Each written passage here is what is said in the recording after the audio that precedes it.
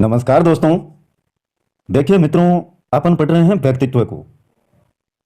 एक बड़ा टॉपिक है। लास्ट टाइम में व्यक्तित्व को प्रभावित करने वाले कारक, व्यक्तित्व की अनेक प्रकार की विशेषताएं, व्यक्तित्व के प्रकार और शरीर रचना के आधार पर जर्मन वैज्ञानिक क्रेसमर के अनुसार व्यक्तित्व के 3 प्रकार, इनको अच्छे से जान लिया था। आज इसी में आगे पढ़ेंगे। सेल्डन का वर्गीकरण। सेल्डन ने भी शरीर रचना के आधार पर व्यक्तित्व के 3 प्रकार बताए हैं, जिनमें पहला आपका है गोलाकार। इसी को एंडोमॉर्फिक भी बोलते हैं। एंडोमॉर्फिक। सेल्डन द्वारा वर्गीकृत यह प्रकार क्रेसमर का जो पिकनिक प्रकार है। कल मैंने आपको बताया था कि पिकनिक कौन जाते हैं, पिकनिक घूमने कौन जाते हैं, जो मोटे व्यक्ति होते हैं, काफी खुश रहते हैं। अब खुश रहेंगे तो कहते हैं कि चलो यार आज बहुत खुशी हो रही है, मेरे को पिकनिक मनाने चलते हैं। और मोटे हैं तो उनकी तो बेचारों की मजबूरी है फिर पिकनिक जाना, घूमना फिरना। तो उन्हीं से सेल्डन के द्वारा ये जो गोलाकार प्रकार दिया गया है, ये भी मिलता जुलता है उनसे। मोटे, विनोदी, प्रसन्नचित्त, ये पिकनिक प्रकार में हमने पढ़ा था। इसी को कहते हैं एंडोमॉर्फिक प्रकार। यह स्वभाव से शिथिल, सामाजिक या मिलनसार होते हैं। जो एंडोमॉर्फिक प्रकार के व्यक्तित्व वाले व्यक्ति हैं, थोड़े से शिथिल, सामाजिक, समाज से जुड़े हुए, मिलनसार व्यक्ति। इस प्रकार के व्यक्तित्व के स्वभाव को सेल्डन ने विसरोटोनिया भी कहा है। विसरोटोनिया, ये नाम भी ध्यान में रखें, एंडोमॉर्फिक भी ध्यान में रखें और गोलाकार भी ध्यान रखें। मिलता जुलता किससे है? क्रेसमर के पिकनिक प्रकार से। दूसरा आपका आयताकार।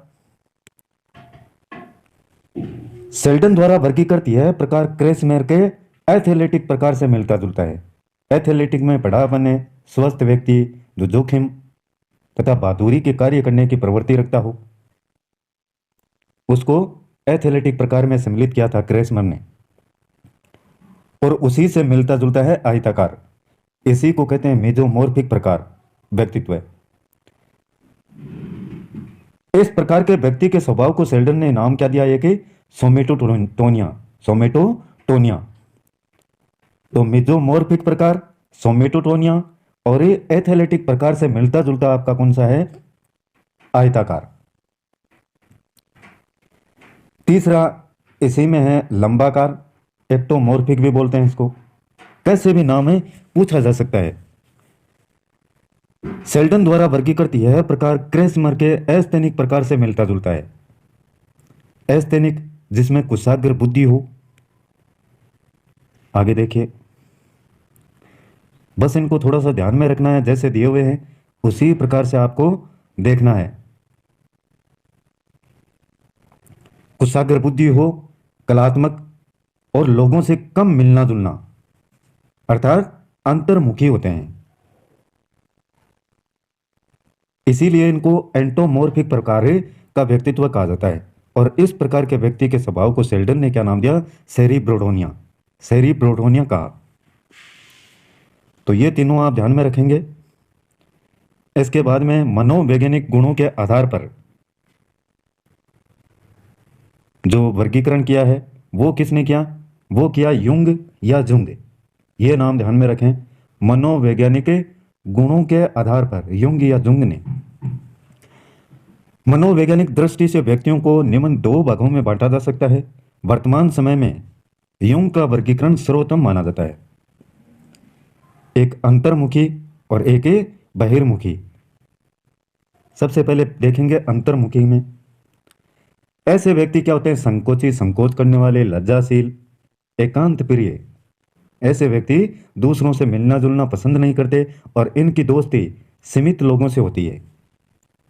अपने आप में खुश रहने वाले, एकांत प्रिय, संकोच करने वाले, लज्जा रखने वाले, शर्म रखने वाले, मिलना जुलना इनको किसी से पसंद ही नहीं है। स्वार्थी भी होते हैं, अपनी वस्तुओं के प्रति सजग, भाई ये तो मेरी वस्तु है, मैं किसी को नहीं दूंगा, मरने मर जाऊंगा, लेकिन ये वस्तु मेरी ही रहेगी। स्वार्थीपन, जल्दी से घबराने वाले, आत्म केंद्रीय, अध्ययनशील, बस पुस्तक उनके सामने रख दो, पढ़ने में लग जाएंगे, उनको किसी से मतलब नहीं है, पढ़ना है तो पढ़ना है। आत्मचिंतक है, अपने आप की चिंता करना, दूसरे से मतलब नहीं है। तथ्यपूर्ण चिंतन, रूढ़िवादी, पुराने विचारों के, पुराने ख्यालों के, पुराने रीति रिवाजों का पालन करने वाले। असामाजिक प्रवृत्ति के होते हैं, समाज से कुछ लेना देना नहीं उनको, असामाजिक प्रवृत्ति। और अंतर्मुखी रचनाकार भी होते हैं, गणितज्ञ, वैज्ञानिक दृष्टिकोण रखते हैं, दार्शनिक होते हैं। वह लेखक बनने के लिए उचित व्यक्तित्व माना जाता है। वैज्ञानिक, लेखक, रचनाकार, गणितज्ञ, खूबियां काफी हैं। और एक हैं बहिर्मुखी। ऐसे व्यक्ति व्यवहार कुशल, चिंता मुक्त, सामाजिक मानवीय संबंधों से भरा हुआ, आशावादी, साहसिक, भय से मुक्त, आक्रामक तथा लोकप्रिय प्रवृत्ति के होते हैं।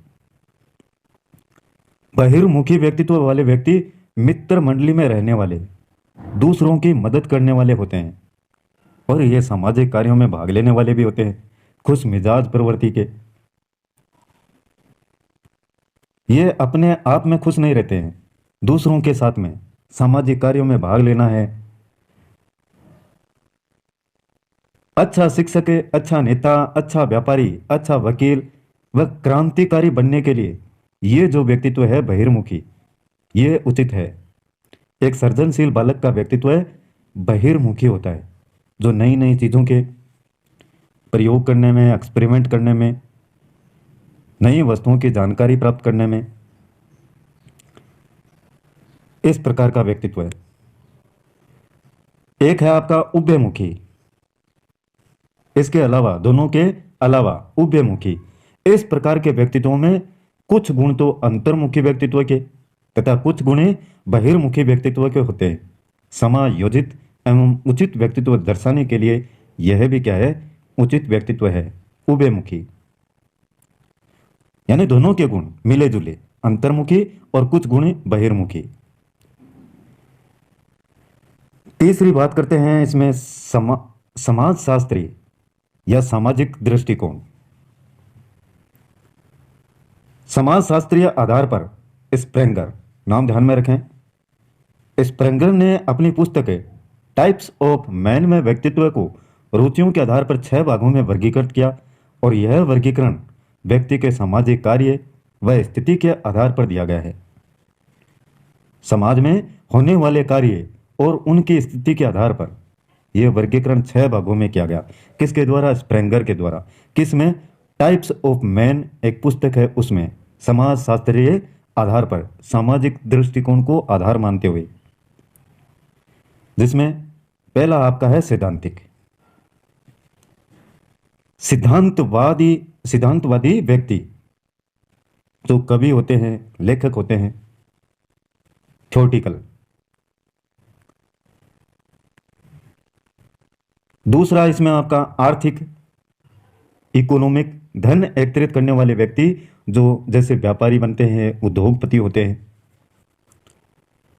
इस प्रकार का व्यक्तित्व रखते हैं।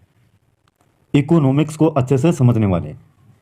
धार्मिक, रहस्यवादी, आध्यात्म प्रवृत्ति वाले व्यक्ति, जैसे साधु है, पंडित है। कुछ होते हैं जिनका व्यक्तित्व राजनीतिक है, राजनीति से जुड़ा हुआ। प्रभुत्ववादी व सत्ता लोलुप वाले व्यक्ति, सत्ता लोलुप है, सत्ता को चाहने वाले, सत्ता को प्राप्त करने वाले, जैसे नेता हैं, प्रशासनिक कार्य करने वाले हैं। पांचवा है सामाजिक, सामाजिक कार्यों में व्यस्त रहने वाले व्यक्ति, समाज सेवी।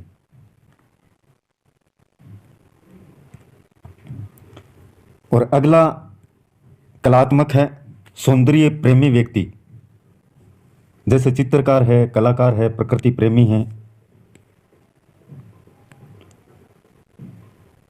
नेक्स्ट चौथा है विचार शक्ति, कल्पना शक्ति के अनुसार थॉर्नडाइक का वर्गीकरण।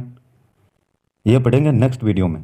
आज छोटा सा वीडियो बनाते हैं, अच्छे से इनको आप ध्यान में रखेंगे, महत्वपूर्ण है ये सभी आपके लिए।